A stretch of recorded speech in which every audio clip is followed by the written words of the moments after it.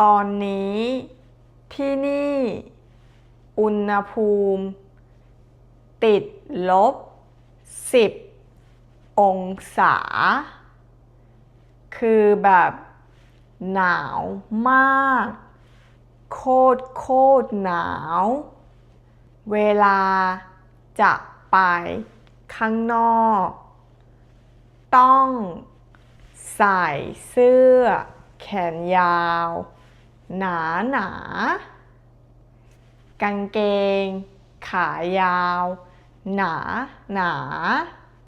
ใส่ถุงมือหนาใส่ถุงเท้าหนาและใส่หมวกด้วยตอนนี้ที่นั่นอุณหภูมิเท่าไหร่คะ